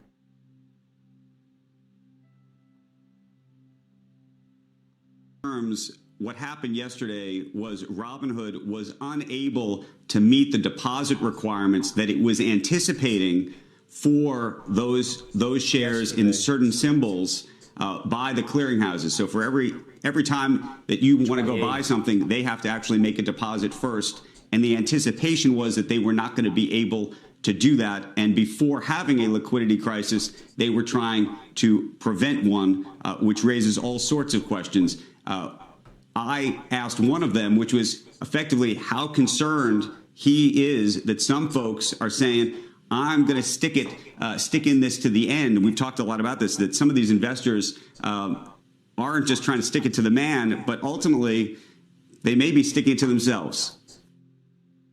Ultimately, we're a self-directed platform, and we are in favor of access. So we think that customers should have that access. We should also give them the tools and education that they need to be informed market participants. And so we've been investing a lot in our Robinhood Learn portal. Ultimately, we don't provide advice. We are in our Robinhood Learn portal. Ultimately, we don't provide advice. We are a self-directed brokerage platform, and we understand people might want to make investments for various reasons, and we're supportive, and we stand with our customers in providing that access. Some investors look at the idea of an accredited investor, a wealthy investor, the professionals. So as of today, this video, Robinhood raises $1 billion new capital from investors. Just hearing this name being thrown around a lot. You have blue and red. You have blue. No matter what, I was definitely hunted by my kid's mom, for sure. I don't know truly what the circumstances are. But can you imagine that if I was actually with a dude and a dude had a baby, and I mean that would be quite a shock, wouldn't it? Like how would you react towards something like that? I would say, you fooled me once, you can't fool me again. But what if you got fooled again?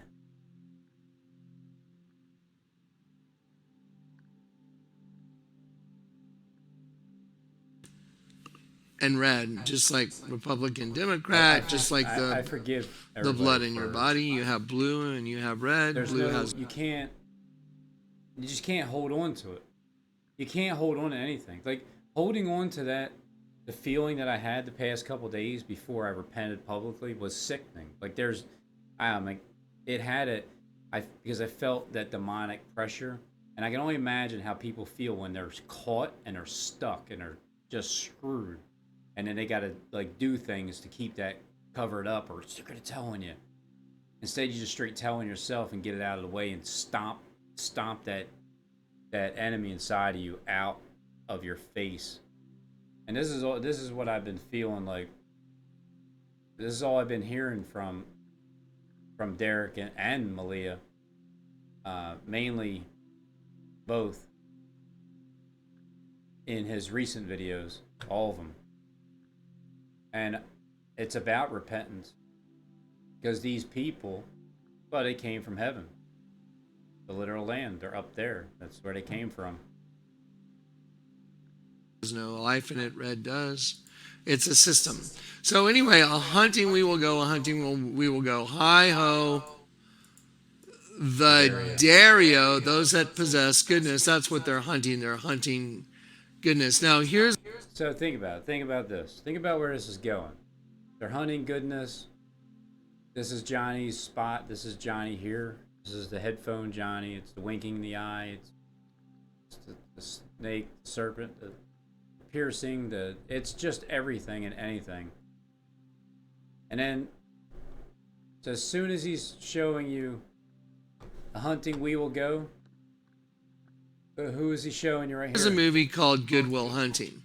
So this guy, Matt Damon, he goes over to his professor's house. I guess it is. It's Robin Williams. He shows up. There he is. He's in red now. Don't forget. Look how, okay, these guys have, their car is blue. His car is this old red beat up car. He shows up to Robin Williams' house and he places a letter. There it is. He places a letter. He places a letter in his mailbox. October And then he 2nd, leaves. And then his 2018. buddies, then the scene switches and his buddies go looking for him. And they show up and they knock on his door. He's not there. And they're like, oh, he must have headed out. I guess maybe he went, to go meet this girl. But watch. Well, girl. So Robin Williams comes out. He looks around. I want y'all to look at that 5-pointed star. Now remember, a 5-pointed star represents an angel when it's right side up.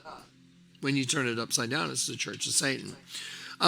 So a right side up star represents one of God's children, a star.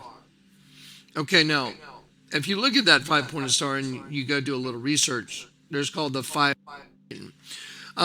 So a right side up star represents one of God's children, a star. Okay, now, if you look at that 5-pointed star and you go do a little research, there's called the 5-pointed star of chaos, and it has arrows on it like that. I can do it. Let me do a quick Google image search for you so you can see it yourself. Google images. There it is, 5-pointed star inside a circle, and then I found out it was 5-pointed star of chaos. I did a little bit of hunting, and as I went through and hunted around, there's a 5-pointed star of chaos, and that it's got those arrow tips. It's pretty fascinating what's involved in all these images of stars when you go and you look at the symbology behind them. So they're right behind Robin Williams. He comes out and he's got the letter and he pulls out the letter. Now remember, I told you the whole system is about right side up, upside down that we got put into. Okay, now let's watch this. If the professor calls about that job. Sean, if the professor calls about that job, just tell him. And then look, let's analyze this for a sec. Look how the letter is begun. The paper's folded in half. It's folded in half. When you write a letter, if you peel this out, this was peeled out of a binder. So you would stop your letter, you would start your letter at the top, and you would write all the way down. It's folded in half right here. Sean, if the professor calls about that job, just tell him. Just tell him I'm sorry. What? Sorry. Come on, man. Really, Sean? Sean's in on it too? Hey, you can make this stuff up. You can actually make this stuff up. You can actually make this stuff up.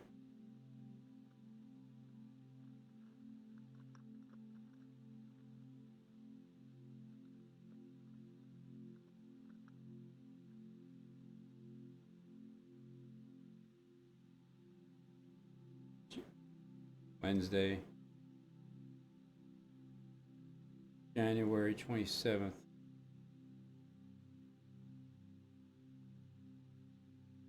Wow, what's today? Friday? And he texted me 2 days ago. I didn't even know that. Anyway, my friend Sean, he's a cop. He's one of my best friends that I still communicate with. You need to stop, Johnny. You need to stop. Sean is, well, he's married to his wife, and his wife is the one that introduced me to my wife. And Sean texted me if I can stop over in the next few days, pick my brain about some renovating ideas.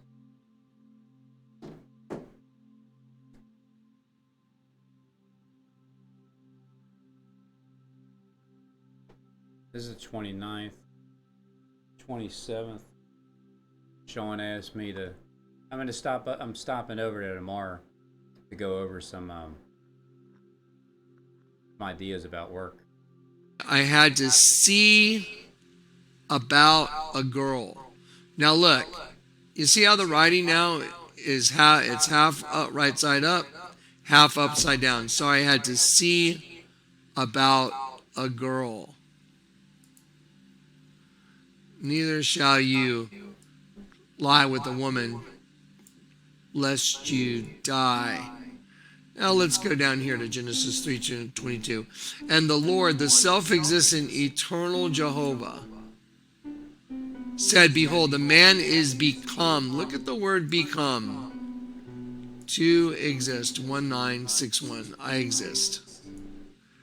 To become as one of us. Now, guys, this may go beyond your brain and your understanding. The only reason I'm able to grasp and understand some of these things is because I've been the conduit for so long of understanding this. You have to understand, in order for anything to exist, the Lord has to allow free will, and what he creates has to have the ability to choose.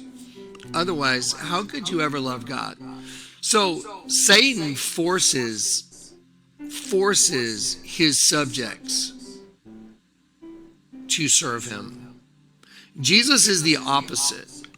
There's no forcing. You're given a choice. You can either choose to serve and choose to love him. Otherwise, you don't love him at all. Love is... This is the part where I say,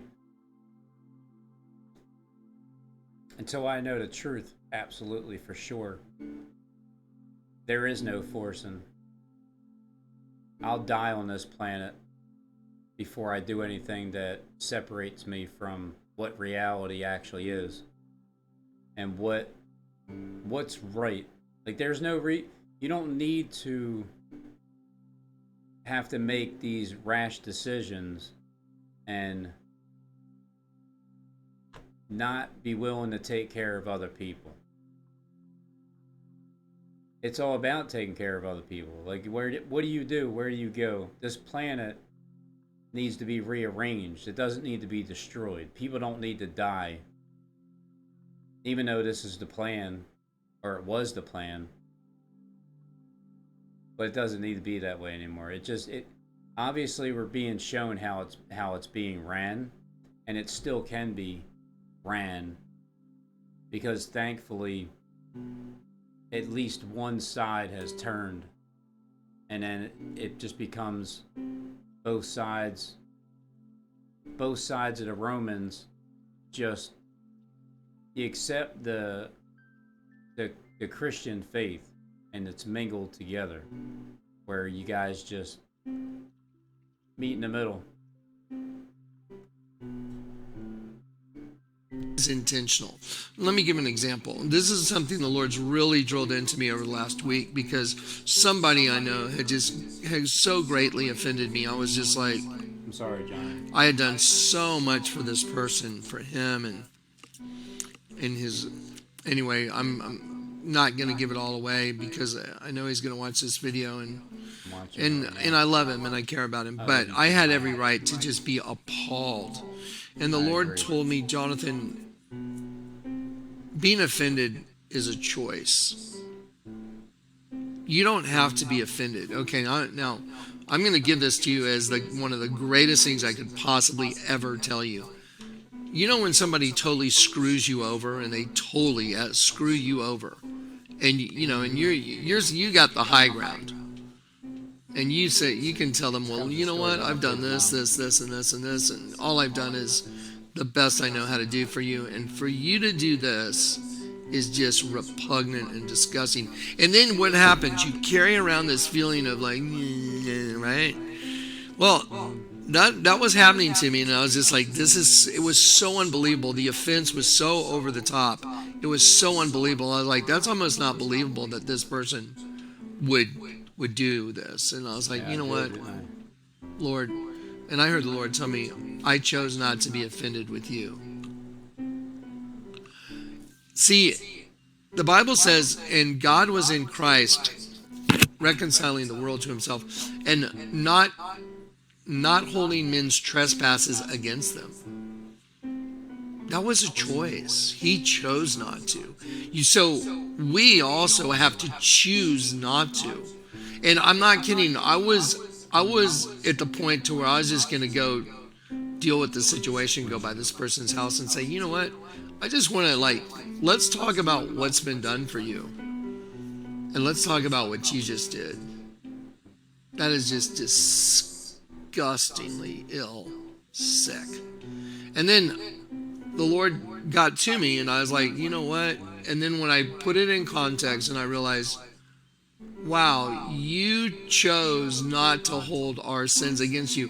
Not only did he not hold them against us, and he chose to go to a cross, not just any cross, a horrifying cross. He chose to go to the most brutal, most horrifying, most awful, just, can you imagine the death he died? How horrifyingly scary it must have been. And the pain involved. Oh my God, the pain of the scourging. And then the pain of trying to carry it. Because, go slam your finger in the door. And then do that times 100,000. Just, we can't even imagine the pain that came with that. So he was willing to take on all that pain in order not to hold the offense against you. When the Lord got a hold of me the other day on this, everything changed for me. Even people I'm very close to, they're like, wow, Johnny, you seem different. I'm like, I am. I took that next rung of the ladder, and even though I had every right to hold someone's horrifying trespasses against them, I chose not to. So when I saw that person today, I was like, hey, how's it going here? Took care of what I needed to. And I had a smile on my face, and I was like, God bless you. Thank you. I hope you're good. And I meant it. I meant it from my heart. I was like, oh, I've changed. Oh my gosh, I've changed. I was so excited. I was just like, yay. It's a choice. It's a willful choice. So in this movie, it's called Good Will Hunting. I'm going to read you this. I'm going to read you this in a little while. I told you this person used to do some of the most god-awful things you can ever even imagine. I was like, this is freaking so whacked out. And because there's these little kids, I didn't want my children not to have dad around. I wanted to try and make it work, even though the person that I was with was just... I was like, well, maybe I can help fix this. Maybe. I wasn't saved yet either. I was not saved. I was being seriously hunted. And so anyway, let's look at A Hunting We Will Go. A Hunting We Will Go. So they're hunting, and in this movie, Good Will Hunting, he's going to see about a girl. Well, that's the way they hunt us. They hunt us through the host body system. And let me show you. Here's Miley Cyrus. Miley Cyrus has those are metal teeth on her vagina. Let me show you a bear trap. There's a bear trap. See? There's a bear trap right there. I can take a bear trap and I can shove it up there in the middle of the scene with the 5-pointed star of chaos. 259. See 259, look at this. A taking, to capture, to capture. So the number on the door means hunting to capture. Good Will Hunting is the name of the movie. A bittersweet ending. Good Will Hunting. They're hunting goodwill through the host body system. Now watch this. Let's go to the Bible. So remember, let's talk about Miley Cyrus while I'm hunting for this. So is there any doubt that Miley Cyrus? I think that's about it. I tried uploading a video last night, didn't upload. Maybe because my Wi-Fi is not that good out here. Bring it in.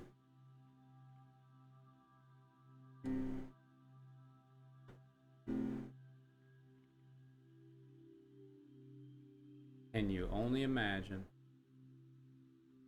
Well, I'll be keeping an eye out for things, stories, actors.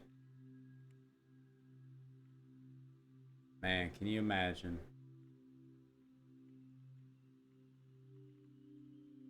Wouldn't that be something? The whole world is upside down.